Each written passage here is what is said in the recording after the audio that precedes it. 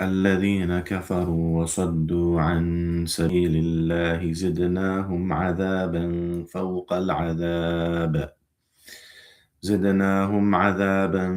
فوق العذاب بما كانوا يفسدون. ويوم نبعث في كل أمة شهيدا عليهم من أنفسهم وجئنا بك شهيدا على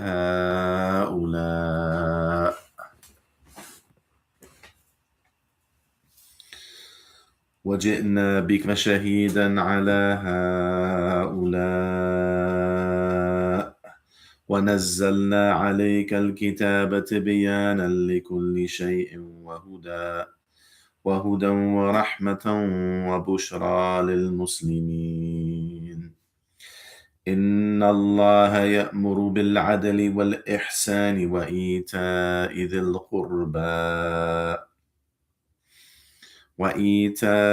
القربى وينهى عن الفحشاء والمنكر والبغي يعظكم لعلكم تذكرون. وأوفوا بعهد الله إذا عاهدتم ولا تنقضوا الأيمان بعد توكيدها وقد جعلتم الله عليكم كفيلا إن الله يعلم ما تفعلون. السلام عليكم. Inshallah, we'll have a class soon. Let other people join, inshallah. Let other people know that we're live, inshallah. Then we'll start a class. ولا تكونوا كالتي نقضت غزلها من بعد قوة أنكاثا تتخذون أيمانكم دخلا بينكم. The whimsy hijabi, salamun alaikum. What's going on? دخلا بينكم أن تكون أمة هي أربى من أمة. Hey, what's going on, Noura? How's it going? Good morning. Well, if it's morning for you, it's morning for me. إنما يبلوكم الله به. Alhamdulillah, I'm glad you're here. Yeah, inshallah. I started off a little early today. I'm usually a little later in the day, but I have some other things to do today. I got to work and stuff. So I was like, if I want to have a live stream, it has to be now. So I'm still having my morning coffee. I'm still waking up. Salam, okay? So if I don't have my words and stuff all the way together, just bear with me. I'm still trying to wake up. I haven't had my first cup yet, but I really didn't want to miss the live because I haven't been going live lately, probably, I don't know, the last 6 months or so. And I really wanted to get back consistent with doing that because I think it's really important. I know it's really beneficial for me, and I know other people get something out of it too. So I wanted to make sure, just thinking ahead, knowing that I'm probably going to be busy today, I want to make sure I jumped on here early, even if it's only for a little while. So inshallah, we're going to start something in a second. It's just, this is a little bit earlier than I usually get on. So I want to make sure like everybody has a chance that wants to join to catch up.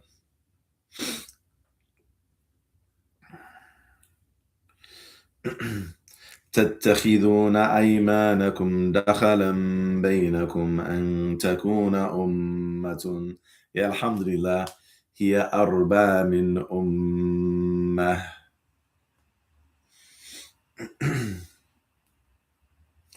إنما يبلوكم الله به ولا يبينن لكم يوم القيامة ما كنتم فيه تختلفون. I don't know, I had a couple ideas. I think I have a couple ideas what we might talk about, inshallah.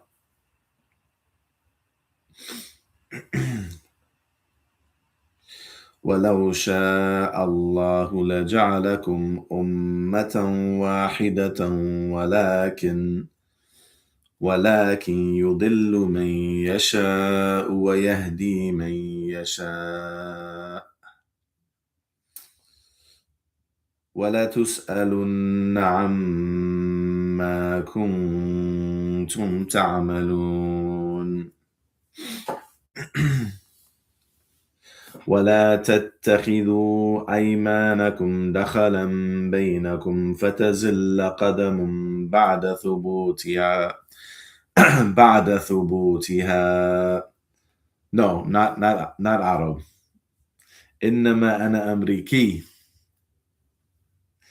وتذوقوا السوء بما صددتم عن سبيل الله ولكم ولكم عذاب عظيم.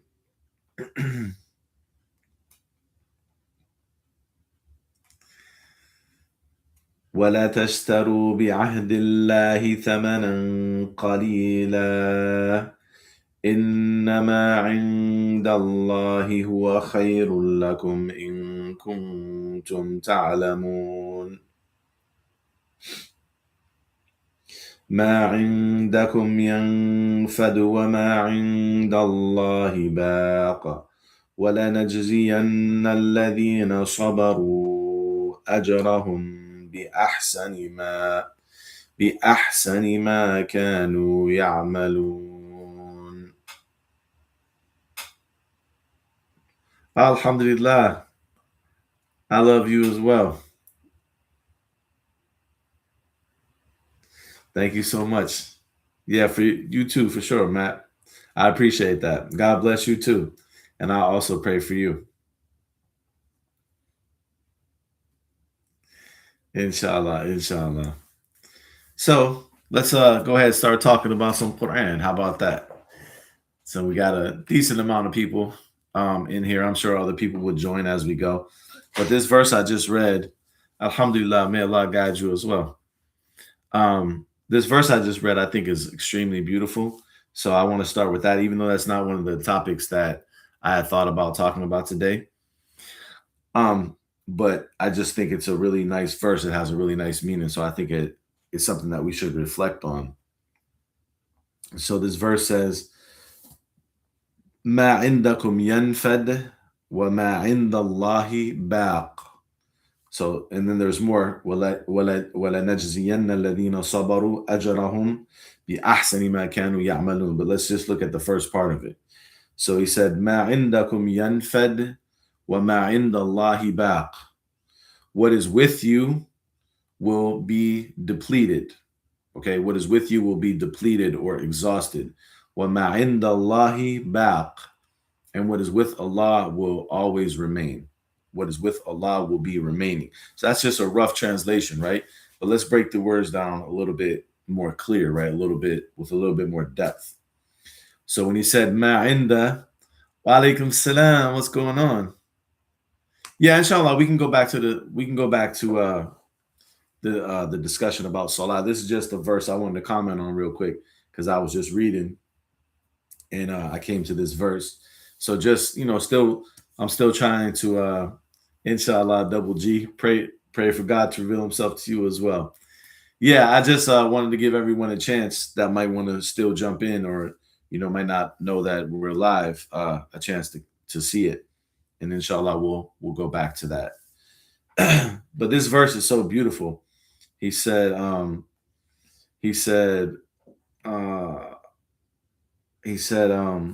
ما عندكم ينفد وما عند الله باق.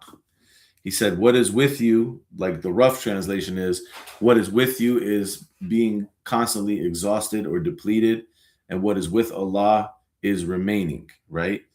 But when you look deeper at the words, it's even more beautiful than it sounds just in the translation, right? He says, Ma indakum, what is with you, yanfad. Ma indakum yanfad, right? What is with you is yanfad. Yanfad is in the present tense. Yanfad, okay? is in the present tense. So what that means is in Arabic, verbs could be in the past tense, meaning they could be talking about an action that happened in the past and is over with. So it happened and it's over with. It can be talking about the present tense, meaning something that's ongoing in the present, or it can be talking about the future, meaning something that will happen in the future, right? So that's verbs in Arabic. So in this verse, the verb is present tense slash future tense, because the present tense can be used in the same way as the future tense, right? So when he says ma indakum yanfad, what is with you is depleting or will be exhausted. It's stated in the present tense, meaning this is happening right now. So what is with you right now, whatever you have right now. Wa alaikum salam al Hussein. What's going on? What is with you right now is in a state of being depleted or being exhausted. You follow what I'm saying? That's the beauty of the wording, that it's in the present tense. So it's not just saying necessarily that what is with you, what you have with you right now, will be exhausted at some other time, right, in the future, although it also does carry the future tense, like this will happen in the future. But it's in the present tense, meaning what you have right now is being depleted and is lessening and is wearing out right now in this moment. Ma indakum yanfad. Whatever you have, whatever is with you, is being depleted presently right now. And that's really a beautiful thought. I mean, that might seem to some people be a depressing thought, right? Like, oh, what do you mean? Like, whatever I have is wearing out. But no, it's actually a beautiful thought, because it brings us to that idea of impermanence, right? And this is, something you find like when you study also like Buddhism and stuff like that. What's going on? What's going on, Lizzie? How you doing? Um, but you, like when you study Buddhism and stuff like that, you find them talking about these kind of topics, right? Like the idea of impermanence, right? The idea that things in the world are not permanent, that we get attached to things, like where a lot of our sadness and where a lot of our depression comes from, is we get attached to things, we think they're permanent, and we think they should never change, right? We get attached to like a person, we get attached to like a situation, we get attached to a job, we get attached to whatever it might be, right? And we think that that thing should never change. We think that that thing should be permanent, right? We think that that situation should never change. We think that that person should never change. And then when it changes, we're shocked and we're like, oh my God, like, what am I going to do? I was relying on this thing and then this happened and it changed it. But this verse is so beautiful because it reminds us of this concept of impermanence, that this life is not permanent. Ma indakum yanfad. Whatever you have with you is constantly being depleted. What surah is this? This is 1696. So ma indakum yanfad, like whatever you have is constantly being depleted, right? That's why the fact that this verse says it in the present tense is so beautiful, because it's telling us, wa alaikum salam. It's telling us, like, right now in this present moment, I'm drinking a cup of coffee, by the way, hold on, because I'm the goat. But I'm drinking a cup of coffee and it's constantly being depleted, right? That cup of coffee isn't going to last forever. As I drink it, ma indakum yanfad. My clothes, the more that I wear them, the more that I wash them, they're going to wear out, they're going to fade, they might get holes in them. Ma indakum yanfad. Whatever you have is always being depleted. SubhanAllah, it's a very beautiful thought. It's a very beautiful reminder to not attach ourselves to material things, because whatever we have is constantly being depleted. Thank you so much. I appreciate that from Scotland. Appreciate you so much. I love that you love it. Thank you so much. Wa alaikum salam. Lebanon Tara. I was trying to think how to say your username. Nothing is forever. Exactly. Exactly. That's the point. And like it's a reminder for us all, because I know I do it myself. We all, I think we all do that. You get attached to a situation, and I think one of the reasons why this verse is really striking me now as I'm reading it is because it relates to a situation I was just dealing with, where I had a job situation and I felt like this was going to be like an ongoing career, and then things changed, and I decided that no, this isn't the thing for me anymore. دوام الحال من المحال. Oh, I like that, Kay. دوام الحال دوام الحال من المحال. I love that. That's beautiful. دوام الحال من المحال. So what that means is uh the I'm trying to think of the best way to translate it. دوام الحال, like for the situation to continue, من المحال yeah, is impossible. Basically, it's impossible for any situation to continue indefinitely. But it sounds way better in Arabic because the words kind of kind of connect, like they rhyme and they sound very similar, because the word for situation is al hal, the situation, and something to be Walaikum salam, what's up, fisherman? And for something to be impossible is mahal. So dawamul hal min al mahal. The beautiful, beautiful saying. So yeah, that's something that it's really important to keep in mind. You know, like I was just saying about myself, I had that situation. Um, Time is a sort of river of passing events, and strong as its current. No sooner is a thing brought to. I'm assuming there's more to that, but I kind of get the idea of what's being said, Lizzie. That's beautiful. Thank you. The permanence of any state is impossible. Yeah, that's a good way to translate it. Sight, then it is swept by, and another takes its place, and this too will be swept away. SubhanAllah. Yeah, that's nice. That's beautiful. Exactly. That exactly captures the sentiment that's being explained in this verse. Ma indakum yanfad. Whatever is with you is continually passing away. Wa ma indallahi baq.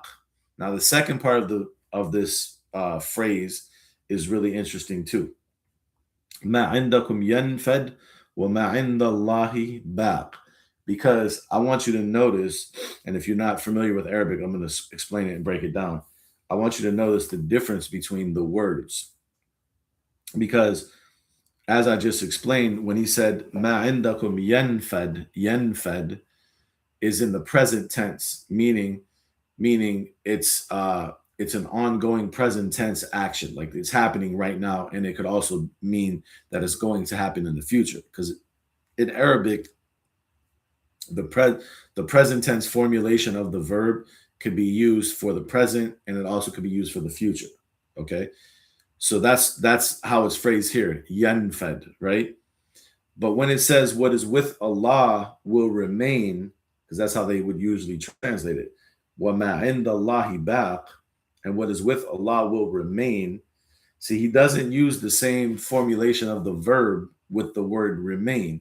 So you would think, maybe, like from a human perspective, we would think if I was phrasing this, that I would want the verse to have symmetry. So when I said ma indallahi, or I'm sorry, ma indakum yanfad, what is with you is constantly depleting. Wa ma indallahi baq, you would think I would use a present tense verb. I would say wa ma indallahi yabqi.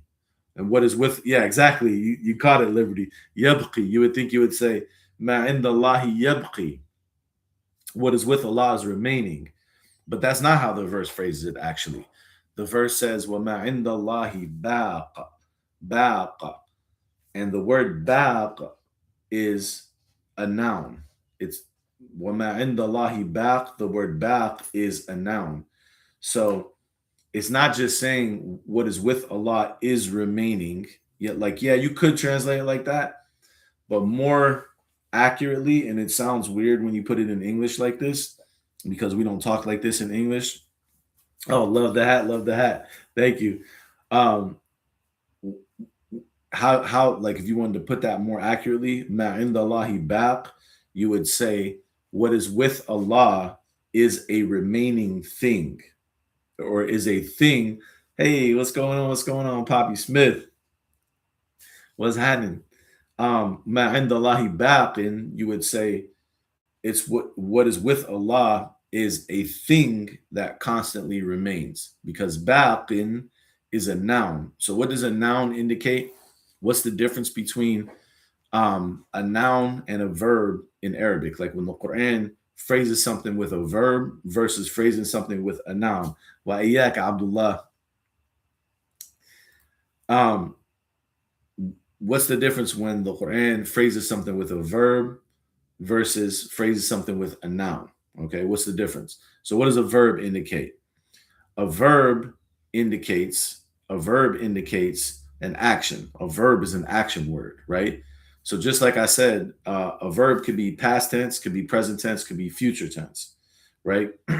So a verb being an action word means that it could be a past tense action, meaning an action that took place in the past, it already happened, and it's done.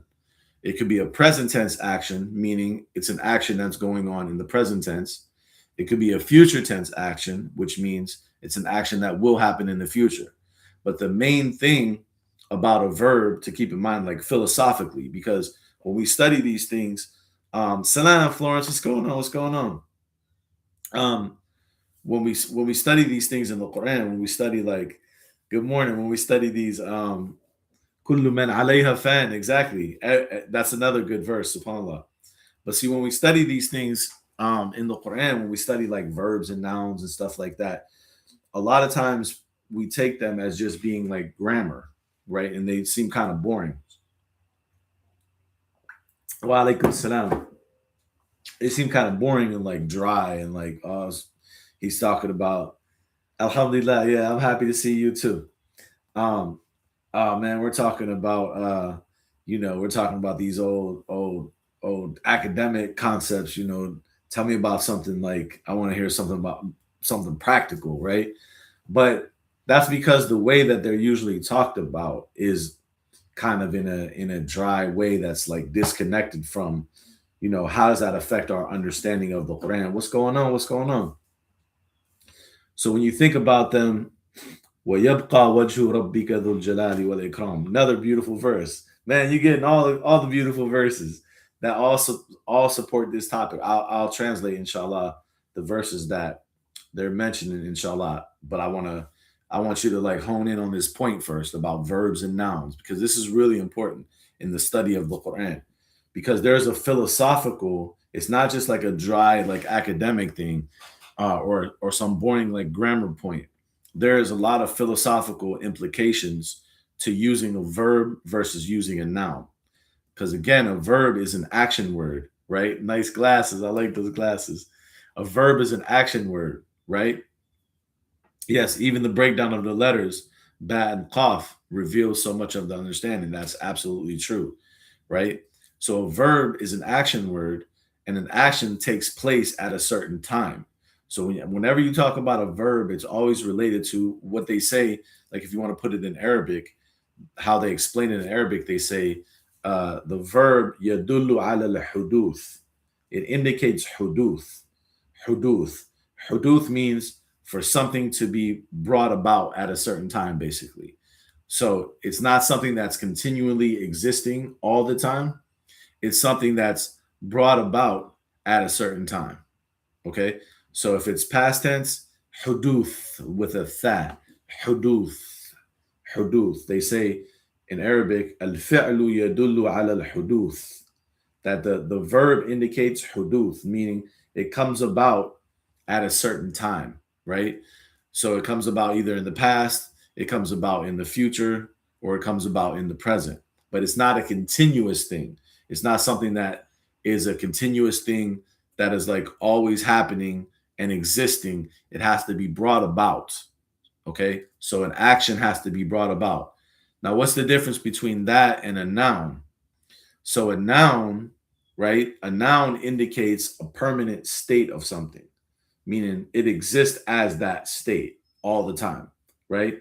So that's the beauty here. If you talk about this verse, ma indallahi ma indakum yanfad, what is with you is constantly depleting, like in the present moment. It's talking about an action that is happening in the present, and it's a continuous action, but it still indicates huduth. It still indicates something that has to continually be brought about, continually happen. It doesn't just exist in and of itself on its own, right? But when he said what is with Allah, he didn't say وَمَا عِنْدَ اللَّهِ يَبْقِي. What is with Allah, he didn't use a verb yabqi. He said وَمَا عِنْدَ اللَّهِ بَاقٍ. What is with Allah is baq. He used a noun. So meaning it's a thing that remains. What is with Allah is something that remains. So because he used a noun, that means it's a permanent thing that always exists. So it doesn't deplete. What is with Allah is something that always exists. Hold on, give me one more.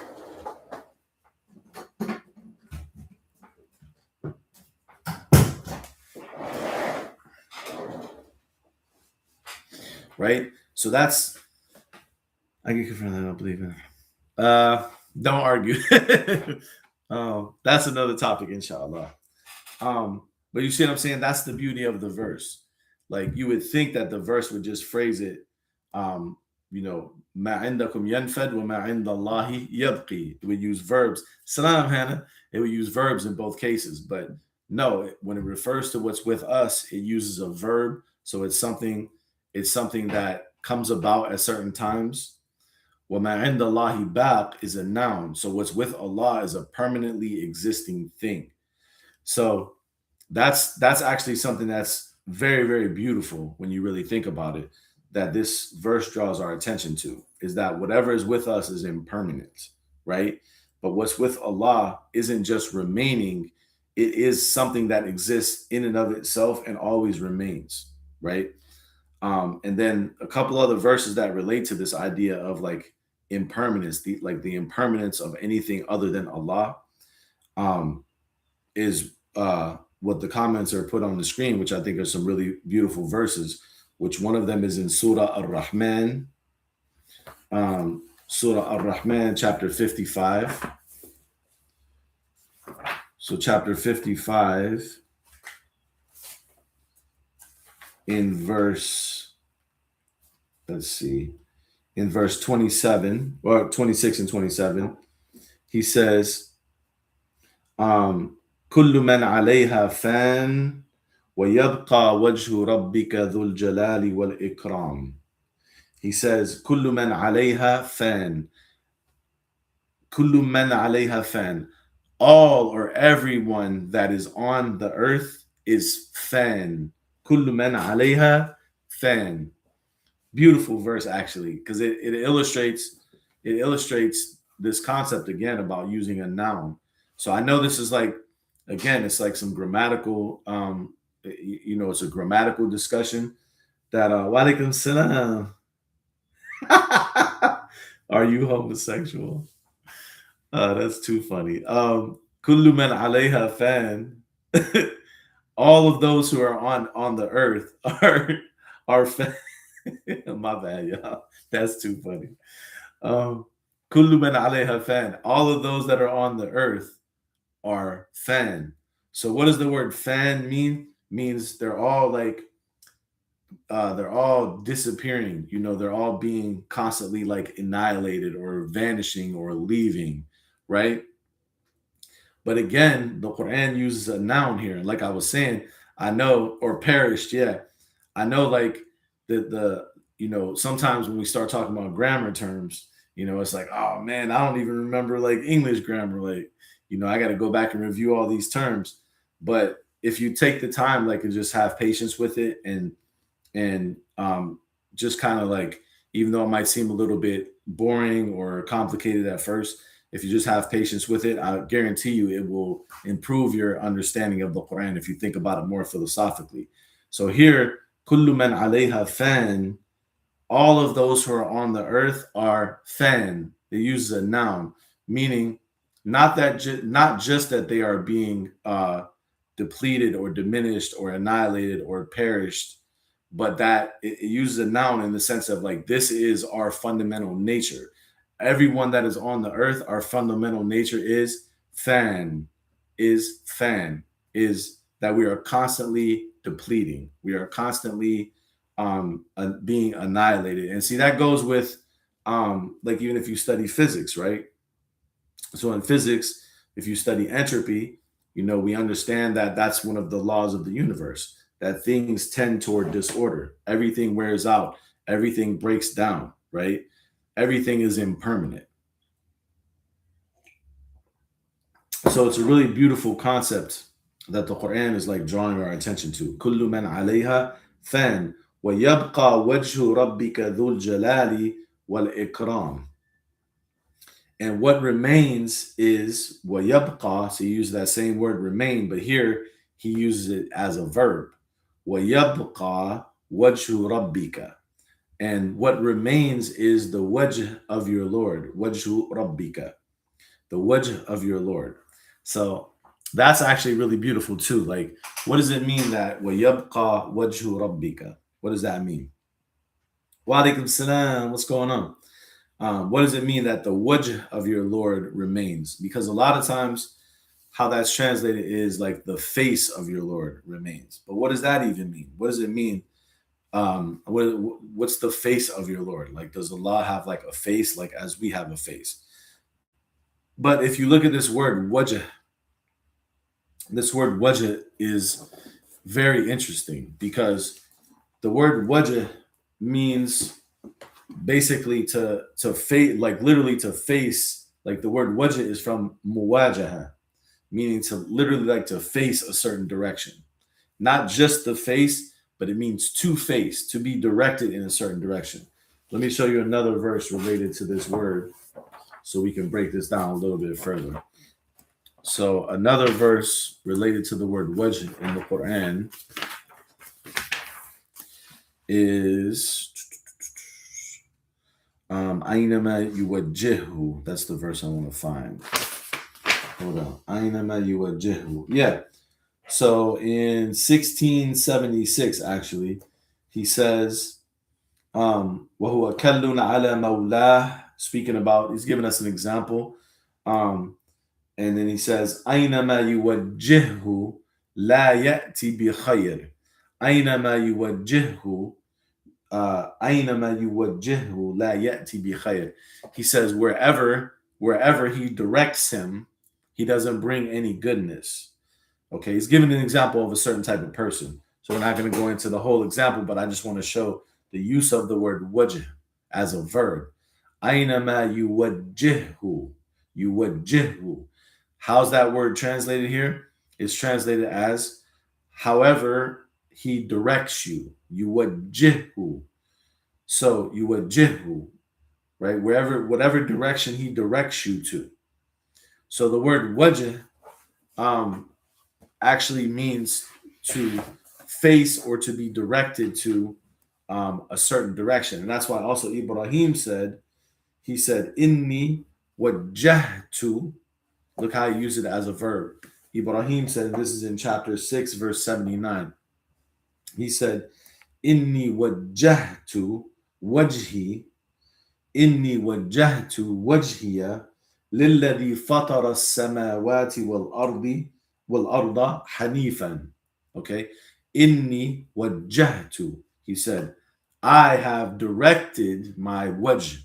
Inni wajjahtu wajhiya.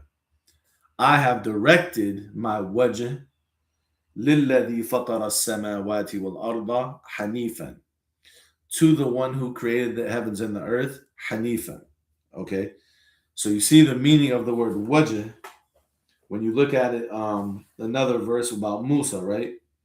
When Musa went to Midian, he said, وَلَمَّا تَوَجَّهَ تِلْقَاءَ مَدْيَنَ. So about Musa, he said, وَلَمَّا تَوَجَّهَ تِلْقَاءَ مَدْيَنَ. See, this is how we have to study the Quran. We have to, any word that we want to understand in the Quran, we have to try to go to all of the verses that mention that word, and that will give us a complete understanding of that word in the Quran by looking at all of the verses and then seeing the context that is used in and how it's used, right? Wa alaikum salam wa rahmatullahi wa barakatuh. Abdul Rashid. Alhamdulillah, ana bi khair. How about you? You good today?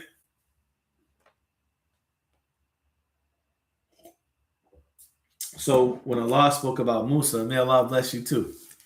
So when Allah spoke about Musa, وَلَوْ كَانَ مِنْ عِنْدِ غَيْرِ اللَّهِ لَوَجَدُوا فِيهِ اخْتِلَافًا كَثِيرًا. Yes, we talked about that verse yesterday, actually, in our live yesterday. So yeah, for sure. Beautiful, beautiful verse.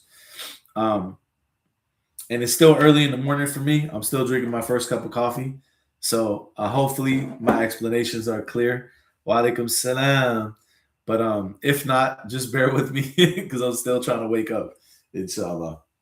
But see, when he talked about Musa, he said, وَلَمَّا تَوَجَّهَ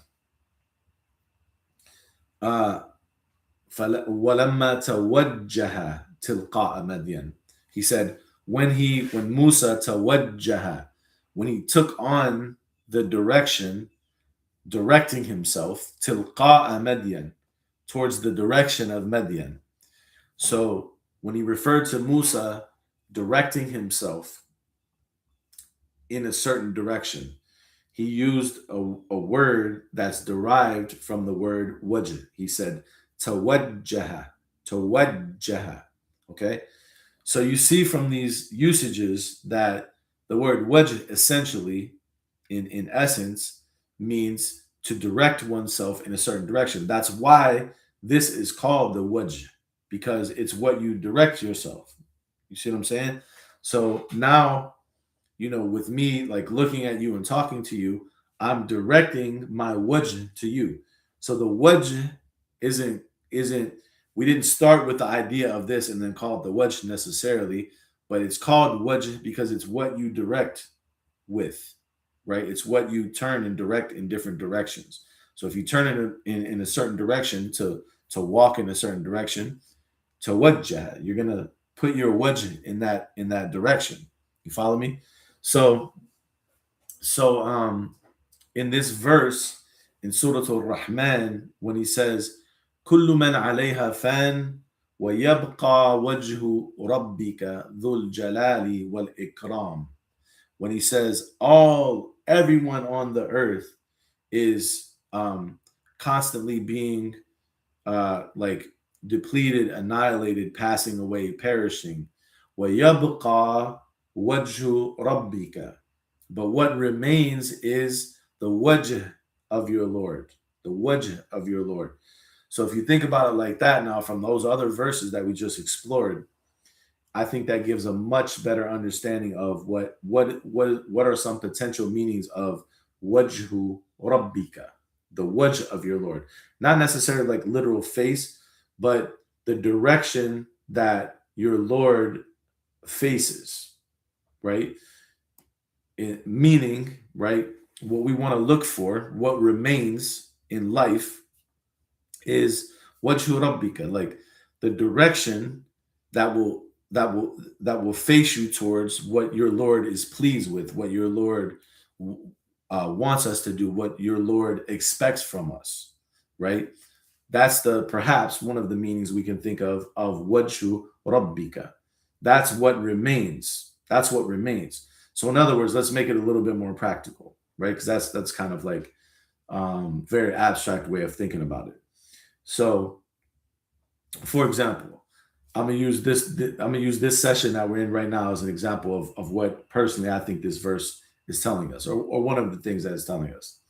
Wa alaikum salam is that like say I woke up this morning and I had a couple different choices, a couple different things I could do. You know, I could just go, chill and relax and maybe just scroll on my phone. Or I could realize like, man, my time is a little short today. Like I got some other things to do. I got to work, I might not have a chance to do a live stream later, but the live stream is really important to me. So let me do that now. Right. So why am I using that as an example? Because this is wajhu rabbika. This is the direction that I should be facing. I should be facing the direction of teaching the Quran and doing something good and interacting with other people who are studying the Quran and coming together with other people just for the sake of Allah, right, to study the Quran. That's wajhu rabbika. That's the direction that your Lord is facing. That's the direction that you find your Lord in, right? That's the direction that your Lord wants you to turn your face in. So I could have I could have chose to do something else, that might have been like something more individual to me, maybe go eat some breakfast or just chill or whatever the case might be. But all of that is going to pass away. That's the beauty of what this verse is telling us. The chill time is going to be gone. Not saying you can't have chill time, but when you're looking at what are my priorities, right? These verses are good to remember. Kullu man alayha fan. Everything is going to pass away. وَيَبْقَى وَجْهُ رَبِّكَ. What really remains is the direction of your Lord. That's what remains. So what's going to remain is when we sit here and we try to face the direction that our Lord wants us to face. That's what really remains, because throughout the rest of the day, I know for me personally, every time we have one of these live streams, for me personally, it changes the rest of my day. It inspires me, it motivates me, it puts me in a certain frame of mind, right? So, uh, so I think like that's a really practical way of thinking about wajhu rabbika, right? The direction of your Lord. When you face the direction of your Lord, those are the things that really remain, right? Those are the things that really continue. But when you try to face in the direction of anything else, that might bring a temporary relief or a temporary enjoyment, right? But it's not something that remains long term. If you want to, I can use many different examples, but I like using these examples because I want to make the Quran practical for us, right? Because I think too many times the way the Quran is presented in kind of like this abstract way that seems like really disconnected from our everyday life, right? Like how do we apply that? How do we apply these things? Um, so like for example, another example to use with this, just think about anything that you might do, right? Whether it's food, whether it's whatever the case might be, all of those things are passing away and momentary enjoyments, right? Kullu man alayha fan, or like the other verse said, ma indakum yanfad. Whatever you have is constantly passing away, right? Um, but what is with Allah is what remains, or وَيَبْقَى وَجْهُ رَبِّكَ. The direction of your Lord is what remains. So I can choose to do those things, and I can choose to have that temporary enjoyment, or I can choose to focus on something that's more lasting, that's longer lasting, right? Which is choosing the direction of my Lord. Such a beautiful thought, such a beautiful verse when you really think about it like that.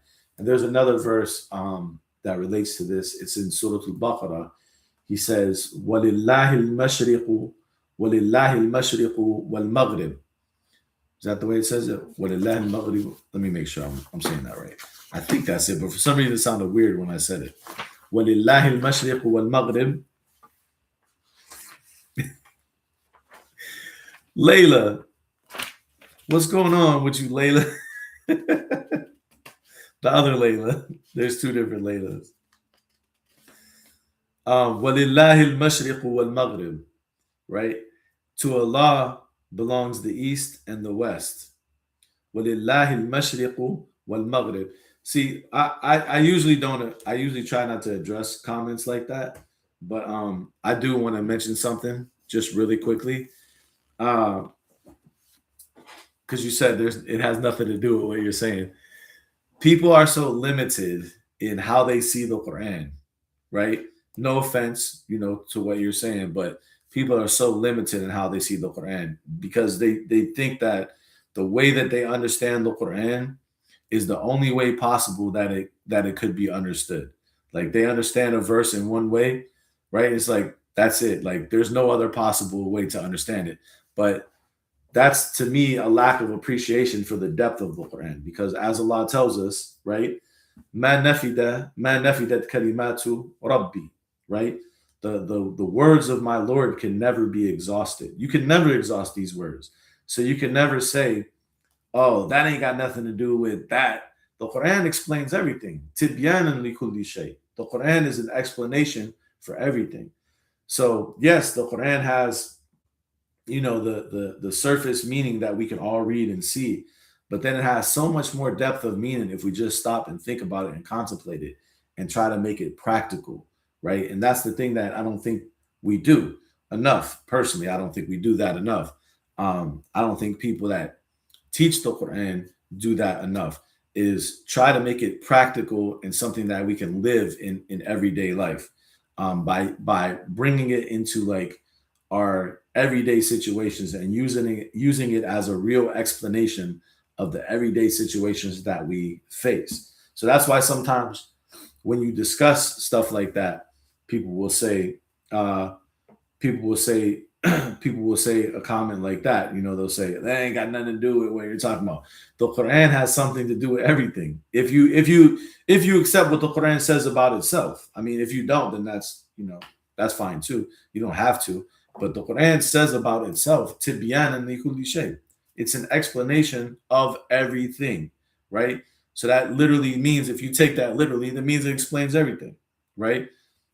So I think the deficiency is not in the Quran, right? It's in our application of it to everyday things, because the Quran says it explains everything, which includes everyday things, right?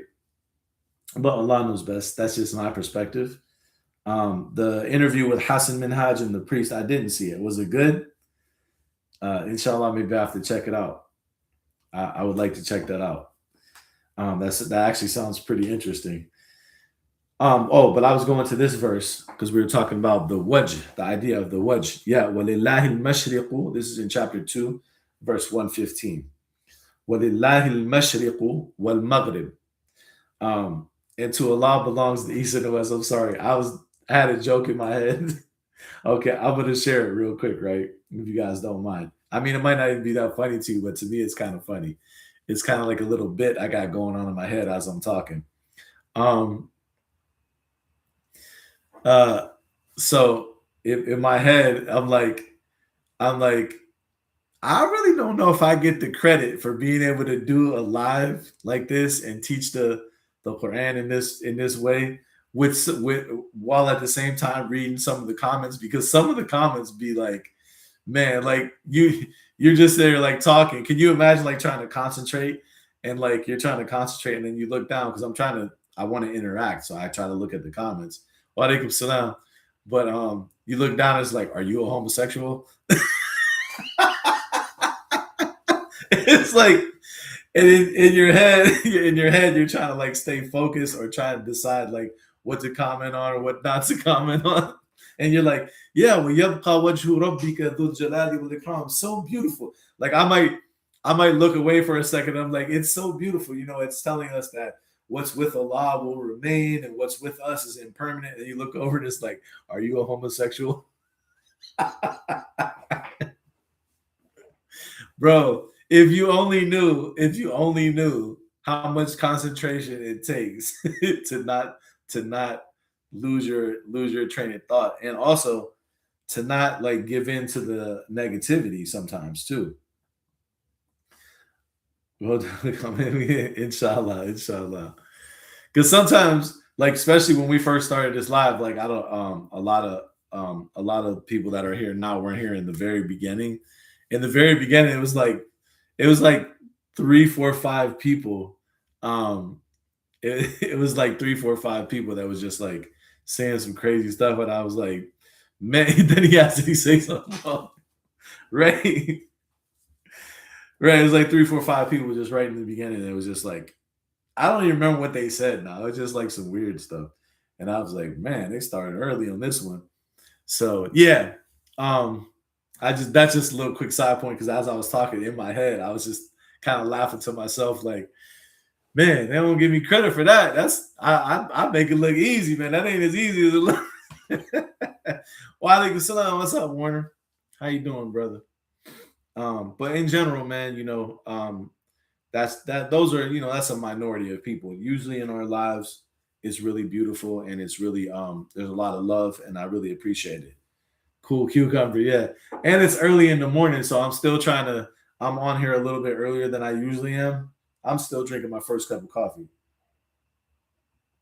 Bro, look, this gotta be the rule. If you want to ask me if I'm a homosexual, you gotta wait till I have my first cup of coffee, bro. Yeah, I'm good. After my first cup of coffee, then you can ask me if I'm a homosexual. Until then, let me just drink my coffee, bro, and let's talk about a couple verses, man. Let me wake up. It's like you just waking up, wiping the sleep out of your eyes. Are you a homosexual?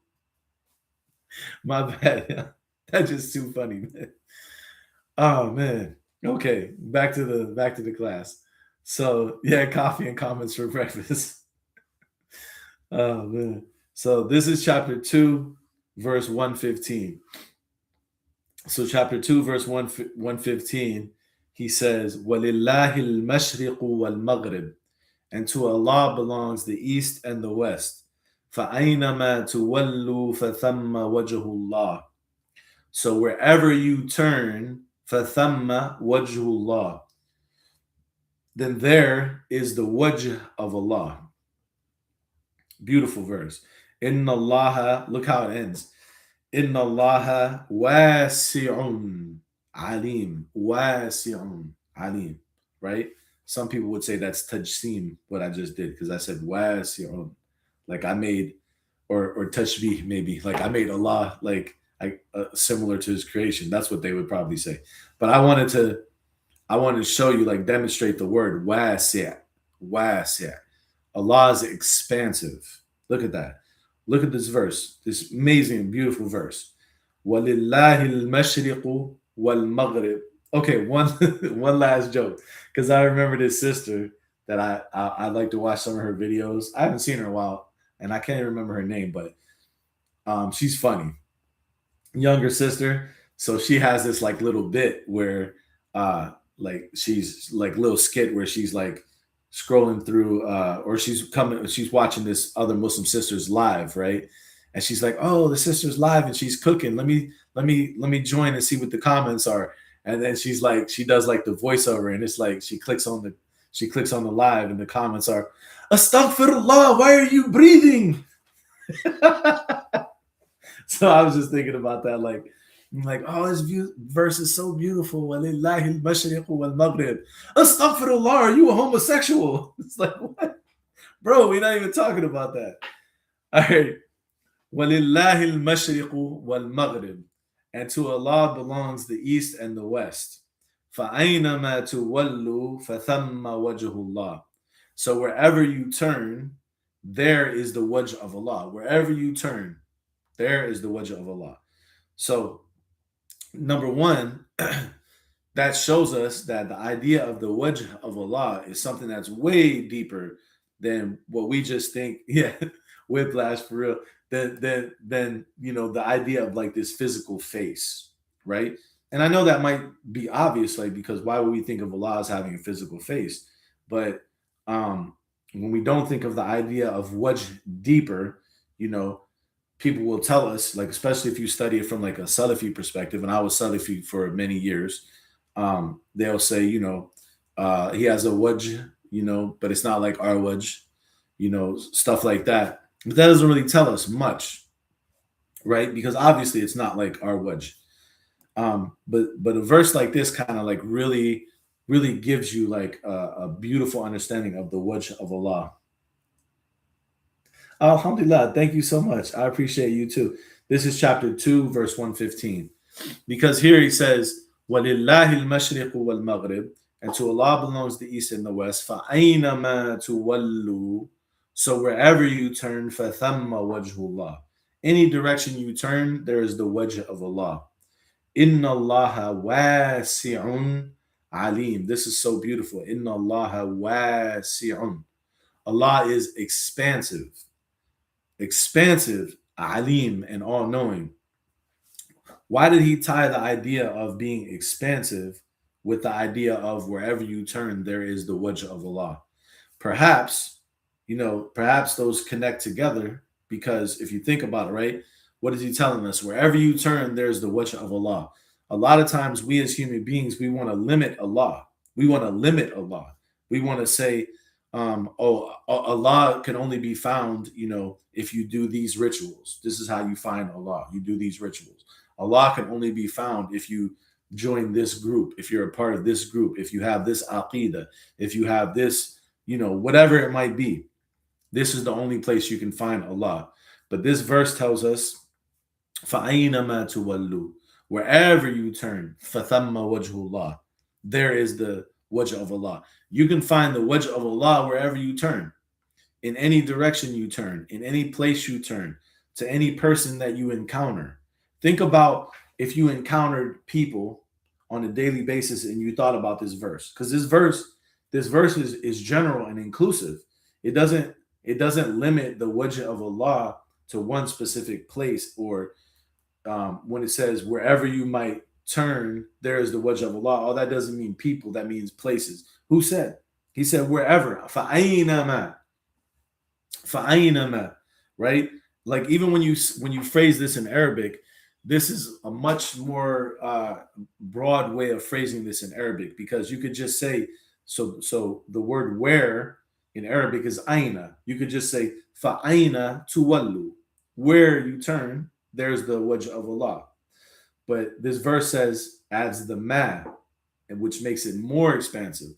Fa'aina ma, wherever you turn, fathamma, then in that place is the wajh of Allah.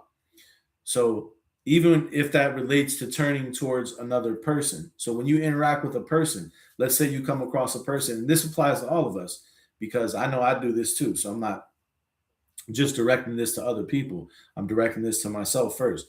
Sometimes you go to like a store, you go to a gas station, or whatever the case might be, and you run into a person, and it's not a person that you really want to interact with. Give me 1 second. They got to make me solve a puzzle. All right. Um, it's not a person that you necessarily want to interact with, or maybe someone calls you, or maybe someone texts you, or maybe someone needs your help or your advice, and you're just not in the mood, and you're just like, bro, I don't really want to deal with this, right? Um, But how would that change our mindset? How would that change our mentality if we remembered this verse in those cases? فَأَيْنَمَا تُوَلُّوا فَثَمَّ وَجْهُ اللَّهِ. Wherever you turn, there is the wajh of Allah. Salam, what's going on? So, in other words, when you interact with someone, even when it's someone that you don't necessarily, is not your favorite person to interact with, what if you stop to think about this verse and ask yourself, where is the wajh of Allah with this person in this situation? Where's the wajh of Allah? Maybe the wajh, the direction of Allah, the direction that Allah wants me to face in, is helping this person with a certain problem, or providing this person with some comfort, or just being an ear to listen to this person. Maybe this person just needs someone to listen to them, right? Maybe the wajh of Allah is found like that. Or if you remember this verse when someone was sharing information with you, like say you were scrolling on TikTok, for example, and you came across a video of someone you don't generally care for their content, right? But this particular video, they were saying something good, so you decided to repost it. Why? فَأَيْنَمَا تُوَلُّوا فَثَمَّ وَجْهُ اللَّهِ. Wherever you turn, there's the wajh of Allah. So even though this might be someone that you don't generally agree with them, but what they were saying in this case, you found the wajh of Allah. The direction of Allah was found in what they were saying in this case, right? So when you think about this verse more expansively, it it really develops, it really creates a certain mindset, right? It creates a certain mindset that I want to be a person that's always looking for the wajh of Allah in everything I do. I want to look for the direction that Allah wants to turn me in whatever I might be doing. I want to look for the direction of Allah in any interaction I have with people, in any situation. I want to always be asking myself, what is the direction of Allah in this situation? Because wherever I turn, that's something that I can find. And then look at the end of the verse. He said, Inna Allah wasi'un alim. Truly Allah is wasi'un. Truly Allah is expansive and knowing. Why did he end this verse by saying Allah is expansive? Allah is expansive. That's really beautiful, I think, right? When you think about it, because the verse is telling us that Allah, the wajh of Allah, is not limited to a certain place or a certain time. Anywhere you turn, you can find the wajh of Allah. So it makes sense. We see like when Allah ends verses with certain names, like when he refers to like himself as like Ghafur Rahim, for example, forgiving and merciful, or whatever the verse is when it ends with certain names, those names relate to what was being talked about in the verse, right? So this ending here, Inna Allaha wasi'un alim, relates to what's being talked about in the verse. And what's being talked about in the verse is the expansiveness of Allah, the all-inclusiveness of Allah. That فَأَيْنَمَا تُوَلُّوا فَثَمَّ وَجْهُ اللَّهِ. Wherever you turn, there is the wajh of Allah. Inna Allaha wasi'un. Allah is expansive. So, subhanAllah, that's an amazingly beautiful thought. And I don't think we give this name of Allah enough credit or enough contemplation, that Allah is wasi', wasi', that He's expansive. We try to limit and put Allah into this box or determine where Allah can be found, but Allah is expansive. Allah can be found in many different ways, in many different places, with many different, if you want to call them, techniques or methods or practices, etc. So that's a really beautiful, I think, a really beautiful thought just to start our day with.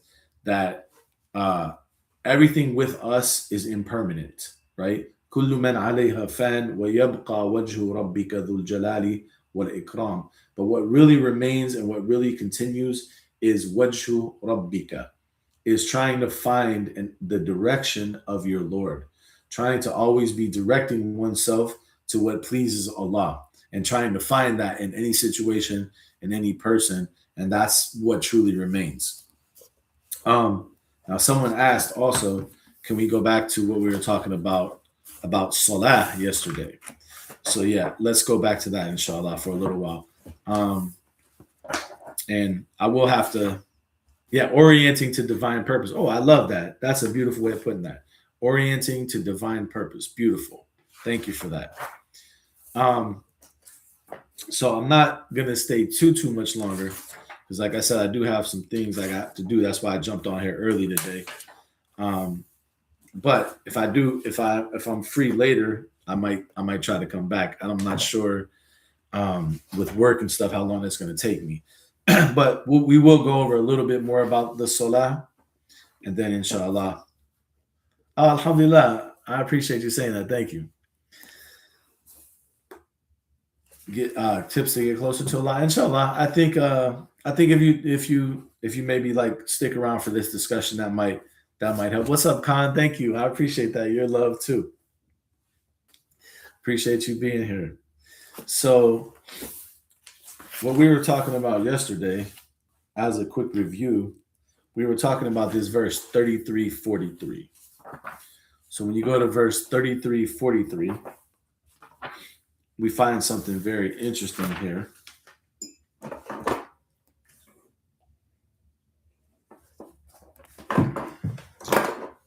So in 33:43, he says, so let's read the verse. He says, oh yeah, no, so you said look into counseling Muslim individuals. That's actually something that I just started doing. So if you want to sign up for that, um, if Hannah doesn't mind putting my email on the screen, if you remember it, Hannah, Benjamin2023 at gmail.com. If you send me an email, we can make some arrangements for that. But I am doing some things like that. Mainly, uh, what I'm doing is what we would call like deconstructing from the traditional way of thinking about Islam. And what we mean by deconstructing is a lot of us have went through, a lot of us that have been Muslim for a while or learned Islam in different ways have went through a lot of trauma, by the way that we were taught Islam. Yeah, Benjamin2023 at gmail.com. So yeah, that's correct. Yeah, thank you, Hannah. Um, and so what I kind of do is like help people kind of work through that experience and kind of like understand that experience. Yeah, absolutely. Converse, absolutely. So I kind of try to help to like understand that experience, understand what we go through. Because, like I said, I was Salafi for probably like 25 years, and I kind of started deconstructing around 2014. So I have like maybe 10, 11, 12 years experience of doing that with myself and trying to primarily like use the Quran to help us do that. So if you're interested in some sessions of doing some things like that, or just discussing some issues in general, email me at binyamin2023 at gmail.com, and inshallah I'll make some arrangements. But um, let's go over a couple of the verses about salah. Let's at least start the discussion. I don't think we can completely cover it. We covered some of it yesterday, but I think it's an ongoing thing. Oh no, facts, bro. Leaving any sect, honestly, me leaving just feeling like I had to be part of any particular group, or I had to adopt any perspective on Islam other than my own. And I'm a very big inshallah, yeah, I'm a very big advocate of like your perspective on Islam should be your own, right? So uh I don't advocate like pushing on you any particular practice or any particular perspective. Okay. I personally am open and welcome to everyone. So, like, for example, if there was a Salafi person who wanted to learn some things about the Quran, or who wanted to sit in the classes, or even wanted to have some one-on-one sessions, I would be completely open to that. Um, However, I think it's like the other person, oftentimes that wouldn't be open to like learning from me, because they have those, they've been taught in their groups that, if people have a certain perspective or have a certain belief or whatever the case might be, that they're not allowed to accept from them. So I personally believe that I'm not trying to convince anyone to do any particular practice, or to be part of any particular group, or to not be part of any particular group. My only goal is, I want to, well, I have a couple goals, but one of my main goals is to encourage people to think for themselves, and also to help people just make sense of their experiences, because all of us are struggling to like make sense of our experiences of like understanding religion, understanding the trauma that some of us have around religion, understanding the doubts that some of us have, um, understanding like how do we make some of this like applicable to our daily life. And that's kind of like just what I want to help people do, help people make sense of that experience, and not try to convince them of, like, you need to be doing this or you don't need to be doing this. At the end of the day, it should be you that chooses what you need to be doing or what you don't need to be doing. The only thing that I want to do is kind of help you through that process, to clarify that it is something that you actually want to do, and that you're not doing it just because you've been traumatized by guilt into thinking that you have to do it, but it's not really something that aligns with who you are, right? If that makes sense. Um, so if you're interested in any kind of conversations like that, any kind of one-on-one sessions like that, again, my email is binyamin2023 at gmail.com. Email me, inshallah. But now let's go back to the salah, inshallah. Thinking about thinking, 100%. So one of the central verses, I think, that really gives an explanation of what salah is, and some people might be shocked by that, even that phrase, because they might say, "What do you mean? What salah is? Don't we all know what salah is? Do we?" I'm gonna take a I'm gonna take a drink of coffee on that one. Do we know what salah is? And if you look at salah, the word salah in the Quran, it's really interesting, because when you think about this verse, let's start with this verse, 33:43. Hey, good morning. How you doing? What's going on? So if you look at 33:43, right? 33:43 says, Huwa alladhi yusalli alaykum. Huwa alladhi yusalli alaykum. It's speaking about Allah. Huwa alladhi. He is the one. How do we know that it's speaking about Allah? Well, you go to the verses before it. So if you go to, this is 33:43. So if you go to 33:41 and 33:42, wa alaykum salam. He says, Ya ayyuhalladhina amanu dhkurullaha dhikran kathira. O you who have believed, remember Allah dhikran kathiran, much remembrance. وَسَبِّحُوهُ بُكْرَةً وَأَصِيلًا, and glorify him in the morning, like we're doing now, and in the evening. هُوَ الَّذِي يُصَلِّي عَلَيْكُمْ. He is the one who does salah upon you. So that's how we know هُوَ الَّذِي, he is the one, is talking about Allah. Because when you look at the context. So he says, هُوَ الَّذِي يُصَلِّي عَلَيْكُمْ. He is the one who yusalli alaykum, yusalli upon you. Now, wa alaikum salam. I just seen that. Glad I found you on TikTok again. I'm glad you found me too. Sorry, I almost missed your comment. I can't even see your username, like the where it's out on the screen. I can just see your comment. But I'm glad you found me, and I'm glad I found you. I'm glad we all found each other. Um, So, what does it mean when he says "Huwa alladhi yusalli alaykum"? Yusalli alaykum. So, what's this word yusalli? Yusalli, yusalli. Okay, that is the present tense verb. Remember earlier in the talk, I spoke about verbs and the present tense verb. So, the present tense verb is a verb that the action of the verb continues in the present moment. Okay? Yusalli. Yusalli is a present tense verb from the word salla. Salla. Now, how is the word salla often translated? How do we think of the word salla usually? We think of it as meaning to pray, like the word salah, to pray. That's how we usually think about it, right? But why is it in this verse, huwa alladhi yusalli alaykum, speaking about Allah, he is the one who does salah. We'll leave it untranslated for now. So sometimes when we're studying a word in the Quran, we might just leave it untranslated for a moment just so we can discuss it, right? So he is the one who does salah upon you, who does the action of salah upon you. That's what the verse like is literally saying if you read the Arabic of it. Huwa alladhi yusalli alaykum. He is the one who does salah upon you. Okay? Now,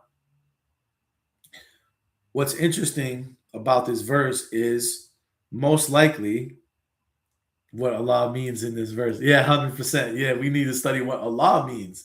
That's no, that's a good point because we're talking about what salah means. What does Allah mean? That's a great point. But inshallah, that's another topic. But that is a great point. What does Allah mean?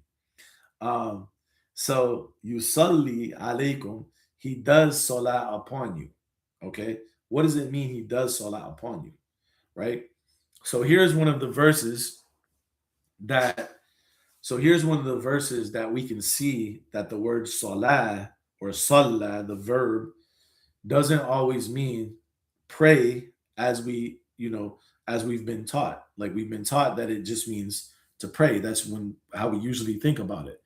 But here's one of the verses we can see that doesn't really fit, that doesn't really make sense here. Because what does it mean then that Allah does salah upon you? He prays upon you. What does that mean? And that's why usually you'll see this verse translated as like he bestows his blessings upon you, for example, or something of that nature.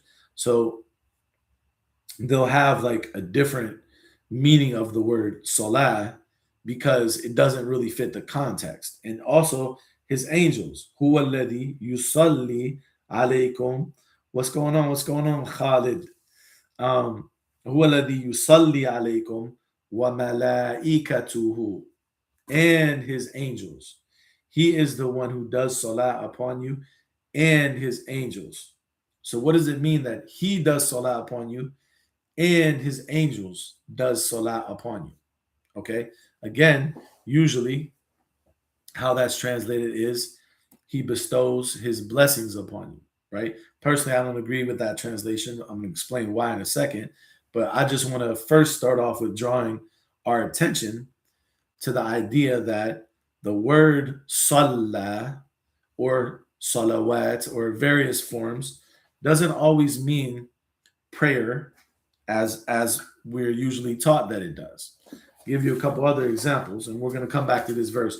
In my opinion, this is one of the most, this verse that we're reading now is one of the most important verses to understanding exactly what salah is, the meaning of the word salah, the meaning of the word salah. I'm not talking about how it's applied in different situations. I'm talking about, wa alaikum salam, the actual meaning of it. Okay. So another example, let me give you another example. In the plural, so the plural of the word salah is salawat. Salawat, right? Um, so one of the verses that's interesting too is when it talks about in Surah Al-Baqarah, and this is in chapter 2, verse 157. So when it talks about people who have been afflicted by some calamity, right, some musibah, and it explains their response to it, right? So it says, الَّذِينَ إِذَا أَصَابَتْهُمْ مُصِيبَةٌ قَالُوا إِنَّا لِلَّهِ وَإِنَّا إِلَيْهِ رَاجِعُونَ. Those who, when some musibah, some calamity has befallen them, they say, truly we belong to Allah, and truly to Him do we return. Ulaika alayhim, this is verse 157. Ulaika alayhim salawatun min rabbihim. Those, so people who have that perspective, who take that perspective, right? When a calamity befalls them, they say, we belong to Allah and to Him we return. Ulaika alayhim salawatun min rabbihim. Those upon them, alayhim upon them, are salawatun min rabbihim, are many forms of salah, salawat. The word salawat. Wa alaikum salam, Angie. Oh, I appreciate that too. It says blessed 01 is the first gift they've ever sent. Thank you so much. I appreciate that. I appreciate you doing that too. Thanks, Sam. I appreciate that.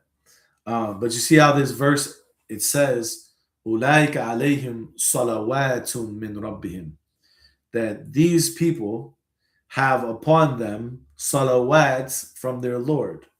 With salawat is the plural of the word salah.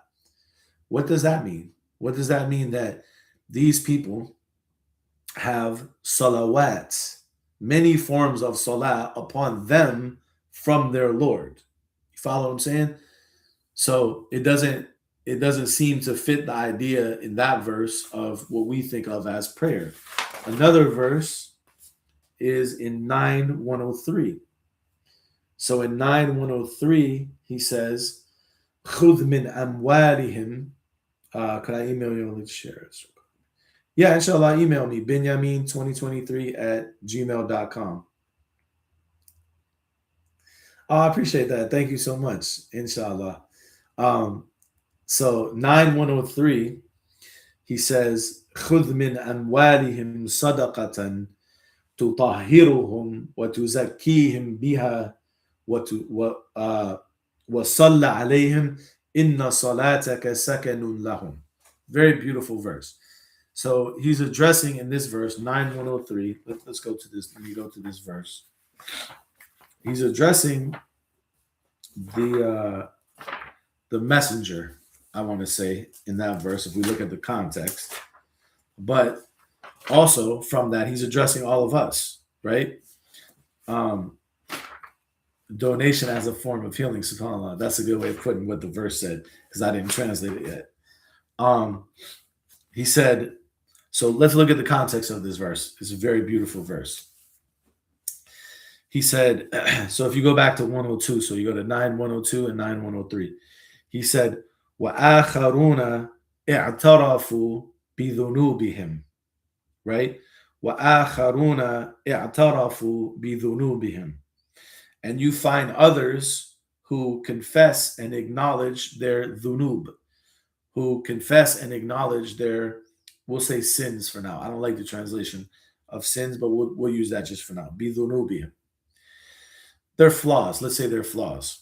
I like that a little bit better, but we want to study this word more. Wa See, personally, one of the things that I try to do um, is, and this goes with like what I said earlier about like deconstructing the traditional way of thinking of Islam that we've all been taught, is that I try my best to remove the Quranic language from the traditional religious language, if that makes sense.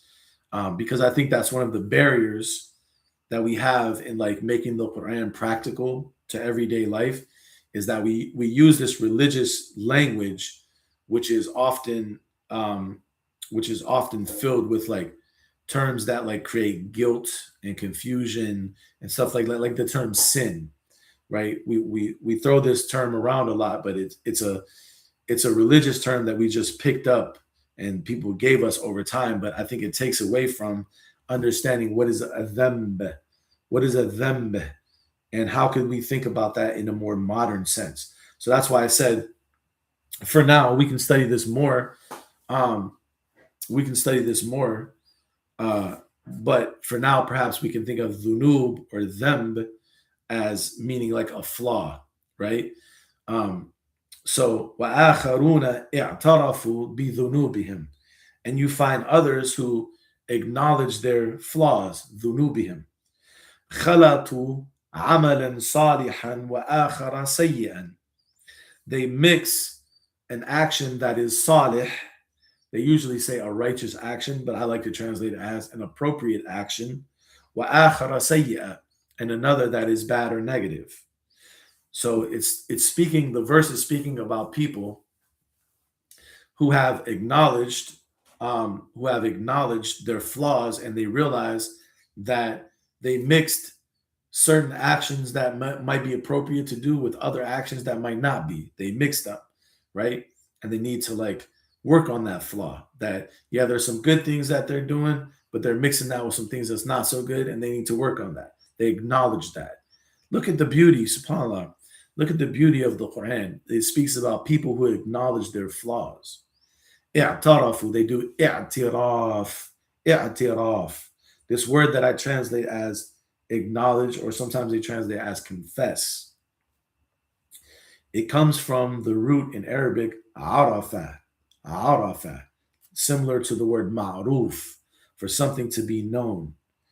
But when you phrase it like this, i'tarafa, i'tarafa, it means to take that knowledge onto oneself. SubhanAllah, look at the beauty of the Quranic Arabic. So this word i'tiraf means to take the knowledge of something onto oneself. So when it says i'tarafu bidhunubihim, they acknowledge or confess their flaws, meaning they take upon themselves the knowledge and understanding and awareness of their own flaws. SubhanAllah, beautiful, beautiful verse. They realize خلطوا عملا صالحا وآخر سيئا. Then he says, عسى الله أن يتوب عليهم. Perhaps Allah may أن يتوب عليهم. أن يتوب عليهم. Perhaps Allah might return over them. Okay? So أن يتوب عليهم, usually how people translate that is they say Allah might turn to them in repentance. But what does that really mean? What does turn to them in repentance mean? So yatub, taba, tawba in Arabic literally means ar-rujua. That's the literal meaning of the word, the root word. Taba, tawba means ar-rujua. It means to return, to return. So asallahu an yatuba alayhim. Look at the beauty of the words. Asallahu an yatuba alayhim. Perhaps Allah might return over them. Return over them. It's like the return is coupled with Allah enveloping them in Tawbah. See, so why does Allah yatub? In this same chapter, in verse 118, it explains it. In verse 118, I just want to go to this real quick, then we're going to go back because I want to explain this phrase. In verse 118, he says, ثُمَّ تَابَ عَلَيْهِمْ لِيَتُوبُوا ثُمَّ تَابَ عَلَيْهِمْ لِيَتُوبُوا ثُمَّ تَابَ عَلَيْهِمْ لِيَتُوبُوا. Then he returned taba alayhim over them liyatubu in order that they may return. Thumma taba alayhim liyatubu. Okay, so when it says asallahu an yatuba alayhim, perhaps Allah may return over them. Why does Allah return over them? Why does Allah do tawbah over them?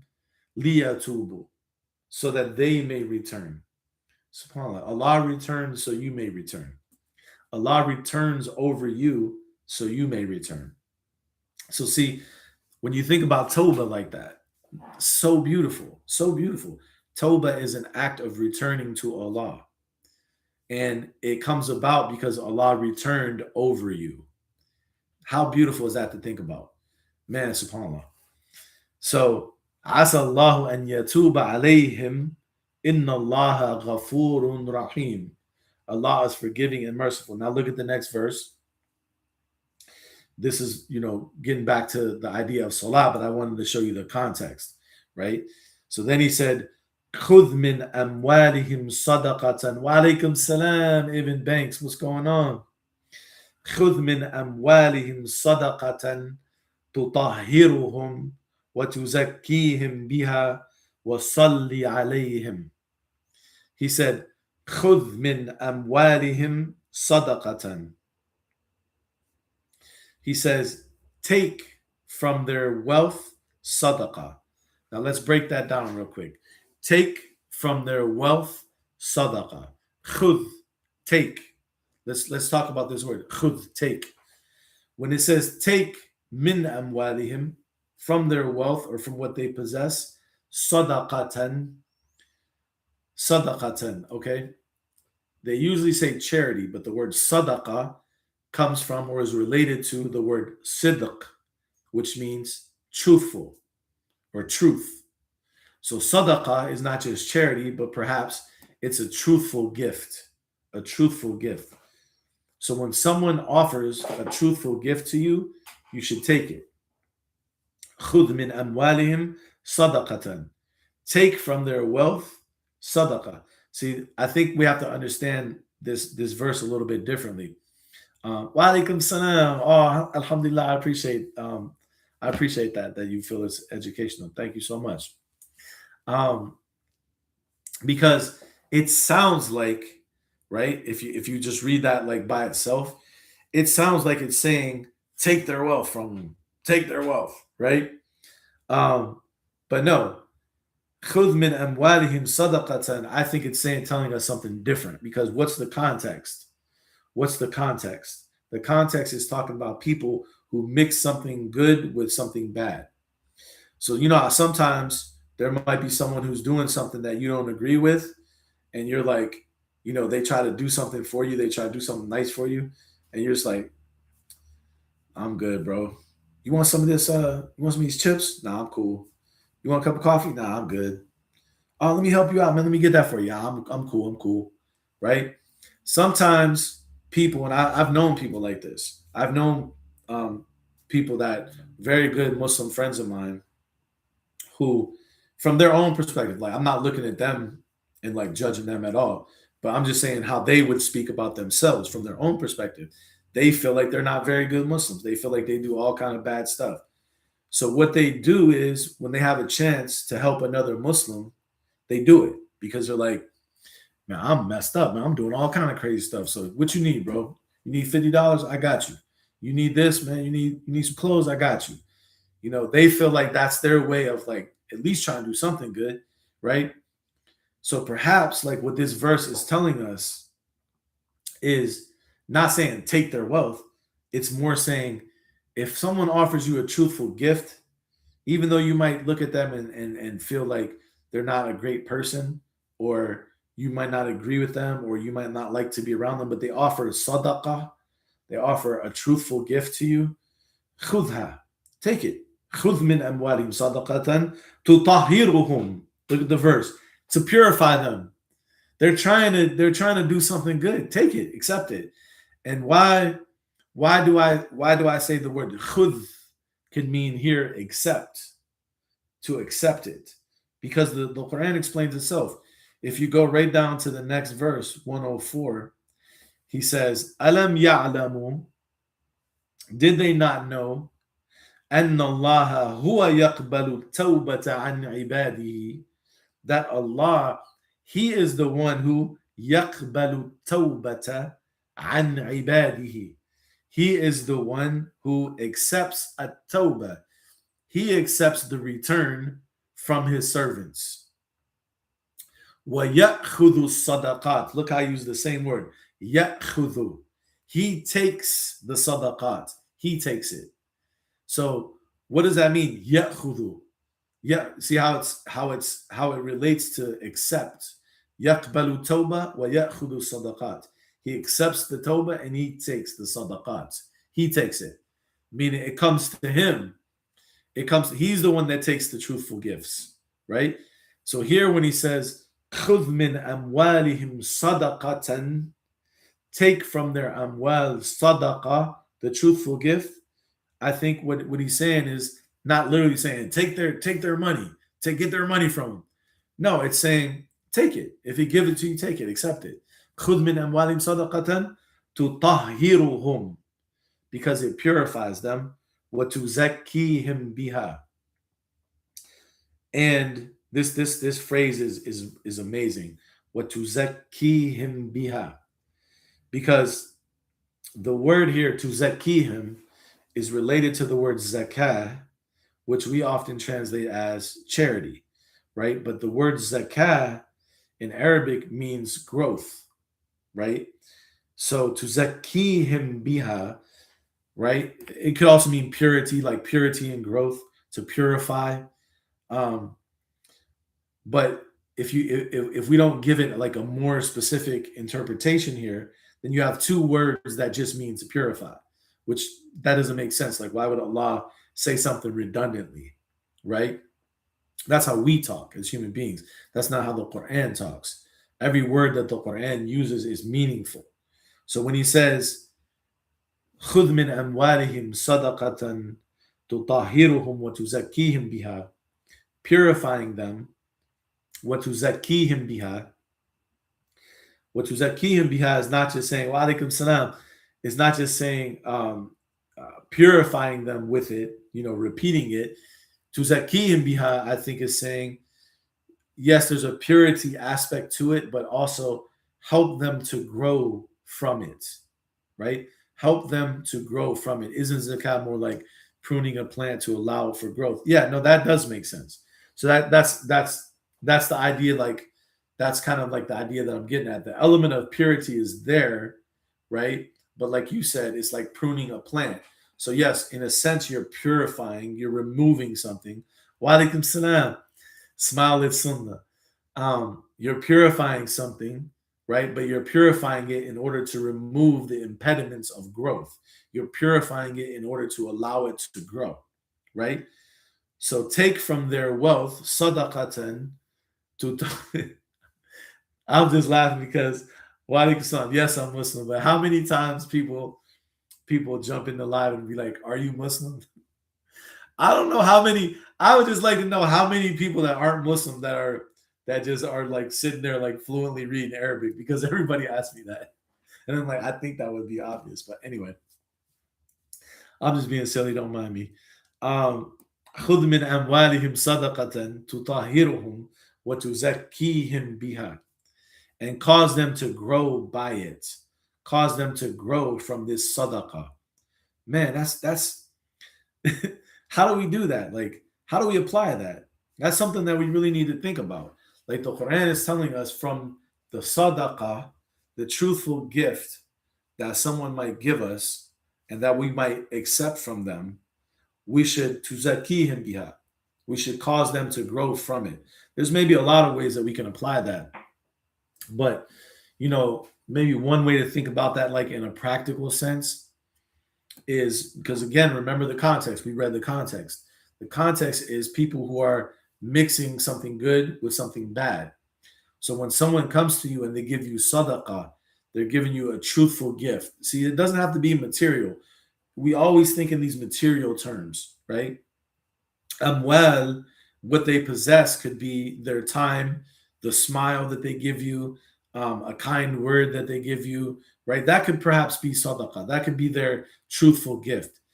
So tutahiruhum, that purifies them. What tuzakihim biha, and you cause them to grow by that truthful gift. So in other words, these are people who are mixing something good and something bad. So they come to you and they're doing something good. Instead of just focusing on the bad that they're doing, try to focus on the good and try to develop that. So the good is like a seed, right? In all the bad that they might be doing, they have a seed of goodness. And a lot of times people, and there's some studies about this, like there's some psychological studies about this, that people tend to live up to the expectations that others place upon them, or the expectations that others have for them.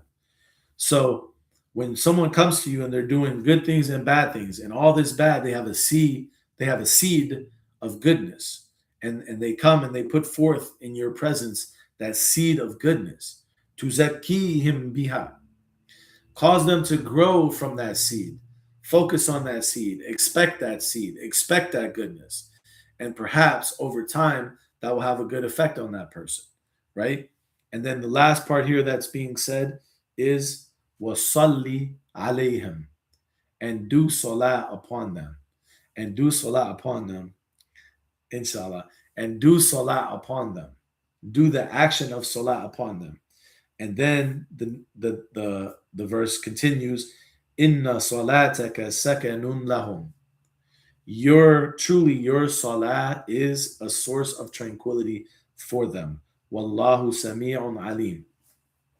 So this is another verse that I think shows that um, salah in the Quran is something a little bit deeper than just prayer. Because here he said, with people who have mixed something good and something bad, one of the things that we have to do is salli alayhim. Wa alaikum salam wa rahmatullahi wa barakatuh. Oh, because my English is good. Yeah, maybe. I'm just being silly. I just find that funny because wa alaikum salam, almost every live, there's like two or three people that jump in and be like, "Are you Muslim?" And I'm like, yes. um, but what we're being told about people who mix something good with something bad is accept from them their truthful gifts, khud min amwalihim sadaqatan, which helps to purify them, to tahiruhum, wa tuzakkihim biha, and help them grow from it, and salli alayhim, do salah upon them, inna salataka sakanun lahum. Your salah is a source of tranquility for them, a source of second, a source of stillness.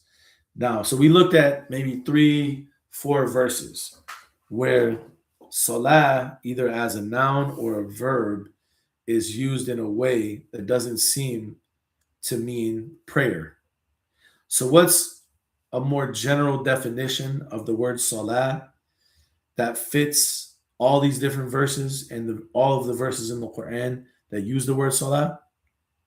Um, inshallah, if you want to answer to that, join tomorrow because I have to go. I'm sorry to leave you on that cliffhanger, but there's so much to discuss about it. It's an ongoing discussion. So I want to try to make it here tomorrow, hopefully around the same time. But it might be, I know, man. I'm sorry. I was just looking at the time. I'm like, bro, I really got to start getting ready. Because I definitely want to continue this discussion. But inshallah, uh, yeah, inshallah, alhamdulillah. Just keep coming back. Anything. Hey, what's up, Luke? Um, anything we discuss from the Quran really is always going to be an ongoing discussion. Like we never can reach the end of it. Um, so inshallah, just keep coming back, and we'll just keep like growing. What tuzakihim biha, we'll keep growing and increasing our knowledge every day. I've been Muslim about roughly like 32 years, 31, 32 years, something like that. I became Muslim when I was 17, and I'm 50 now. Um, so it was good to see everybody this morning. I appreciate you guys jumping in and us having this interaction. Believe me, yeah, believe me when I tell you, a lot of um, a lot of people that join our lives share with me what they get from it, and what they feel that I'm giving them. But trust me when I tell you, like I get just as much from doing this as you get from it, maybe even more, right? So um, I really appreciate you coming here and like sitting down and just hanging out and vibing with me about the Quran. Like I get wa alaikum salam. I get just as much from this, if not more, than you do. This benefits me so much. So I really, really appreciate you guys. I really love you guys. Um, oh, inshallah. I did miss a couple people that are usually here. At least I didn't see their usernames. So hopefully they'll come back tomorrow. Where have I been? I've been around. I've been around. Life be life, and sometimes. Why they can stop. But I'm trying to get back on track. Right? We all have. You know, I try to be like one of my goals. Inshallah, one of my goals, bro. And I'm not saying like I always am the best at fulfilling this, but one of my goals I set for myself is to be the realest person on social media. I want to be the realest person. So I try to keep it real. Um, I try to keep it as real as I can, and just to keep it real, I go through ups and downs like everyone else. Like um, a lot of times. Oh, so finally, yeah, I need to start posting on Spotify again. Life be life, bro. And a lot of times I think one of the things that happens on social media is we see like these different content creators and stuff like that. Appreciate it, sweet seeing you too. Yeah, inshallah, I'm in town. I'm in town. Message me on here and we'll talk. DM me on here and then we'll link up inshallah. But what I was about to say is, a lot of times what happens is we see these content creators on social media, and they present an image of themselves almost like, and I'm not saying they always do it intentionally, but it makes you think like they got everything figured out and like they're just like the best Muslim and like all these different things. But for me, like I'm not anywhere near like that. It's a constant daily struggle to be consistent and just to do the right thing and just to be real. And it's a work in progress. So that's really what I want to share. Inshallah, is I want to share that journey and trying to do that. So with that, I gotta go, but I'll talk to you guys later. Salamun alaikum.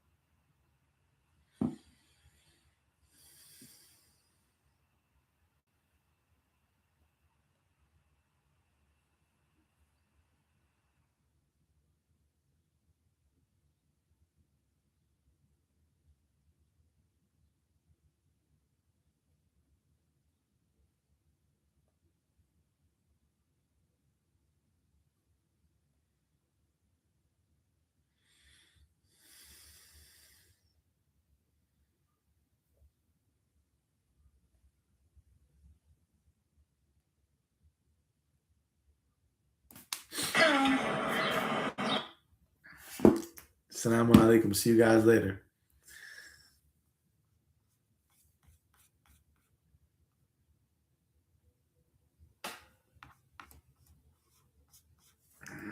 Make sure I save this with the correct title. I see somebody still watching. How you guys doing this morning? All right. No, that's not what I want to do. I want to make sure this has the right title. You gotta love YouTube, huh? Is it that? There we go.